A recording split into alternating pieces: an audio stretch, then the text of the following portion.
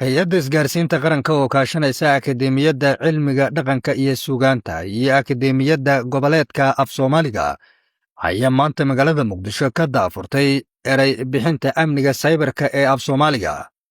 munaasabadda waxaa ka qayb galay mas-uuliyiin dowladeed, aqoon-yahano, khuburo luuqadeed iyo xeeldheerayaal dhanka teknolojiyadda.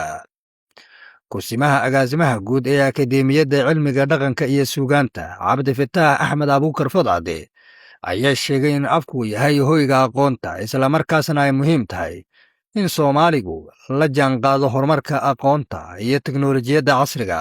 waxaa sharaf weyn oo ah inaan maanta halkan kaga daahfurno barnaamijka eray bixinta amniga saybarka oo ay dadaal ay iska kaashadeen fulinteeda akademiyadda cilmiga dhaqanka iyo suugaanta iyo akademiyadda goboleedka af soomaaliga aga iyo hay-adda isgaarsiinta qaranka.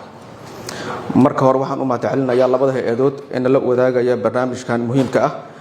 iskaashigan wuxuu tusaale u yahay sida hay-adaha aqoonta iyo kuwa farsamada ay uga wada shaqayn karaan horumarinta af soomaaliga iyo kobcinta aqoonta bulshada. gudoomiyaha akademiyadda goboleedka af soomaaliga brofesor cabdalle cumar mansuur ayaa xusay in erebixintu ay tahay tiirka horumarinta afka, isagoona carabka ku adkeeyey baahida loo qabo midaynta erayada cusub iyo ka faa'iidaysiga dadaaladii horey loo kobciyey si uu af soomaaliga ula jaanqaado teknolojiyadda casriga. baahida erebixinta maxaa keena waana laga dhawaajiyey, waa sii dhammaystiray wax yar.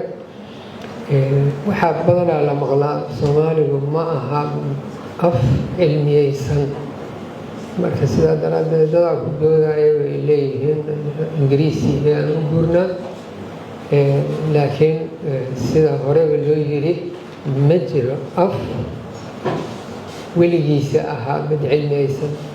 midka maanta lagu daydo waa ingiriisi, isaguba wuxuu ahaa sida af soomaaliga oo kale, wuxuu ku noqday af cilmiyeed erebixin.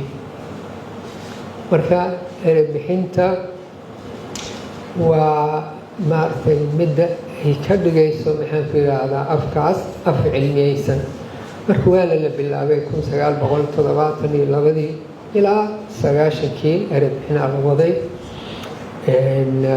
erebixinna ma aha wax maaragtay hal sano ku ag ama waqti go-an, loo baahan yahay si joogto ayaa looga baahan yahay. af ingiriisiga oo afafka hore u maray ilal aan sanad walba erebixin cusub ay sameeyaan, sida hore looga dhawaajiyo. yacnii mar walba waxaa dunida kusoo kordhaya wax cusub, markaasaa waxaa loo baahnaanaa ereybixinno cusub aa loo baahnaanaa. dhankiisa maarayaha guud ee hay-adda isgaarsiinta qaranka mudane mustafa yaasiin sheekh ayaa sheegay in helitaanka ereybixinta midaysan ee af soomaaliga ay fududayn doonto diyaarinta sharciyada, siyaasadaha, qoraalada cilmiyadeed ee agabka wacyigelinta ee la xiriira amniga saybarka, islamarkaasna ay sare u qaadi doonto fahamka bulshada ee arrimaha dijitaalka. sababta waxaa waaye anaga waxaan nahay dad Soomaaliyeed. afka Soomaaliga dadkaas waxay ku doodayaan in luqad loogu talagalay in la isku fahmo, laakiin erey kasta aan la tarjumin. kaliya ma luqadan la isku fahmo waa ka soo gudubtay intaas. waa luqad loogu talagalay dawlad, dal iyo xadaarad iyo ilbaxnimo iyo aqoon in lagu rangareeyo. dawladda Soomaaliyeed waxay u tahay luqad rasmi ah.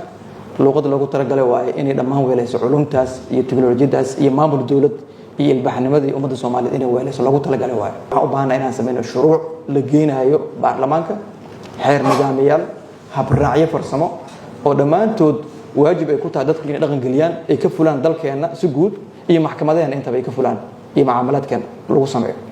haddii aan lagu qorin af Soomaali baraxla oo la isku raacsan yahay haddana oo isku mid ay u isticmaalaan hay-adaha dawladda iyo waddankeena isku mid aan looga isticmaalin haddii aan la helinin, intaas waxay caqabad ku noqonaysaa shaqo sax lagama shaqeynayo. daafurka amniga saybarka ayaa qayb ka ah dadaalada lagu horumarinayo af soomaaliga, laguna xoojinayo adeegsiga dhinacyada amniga saybarka iyo teknolojiyadda casriga si dadka Soomaaliyeed ay faham buuxa uga helaan. maxamed cabduqaadir silfar, warbaahinta qaranka, magaalada muqdisho.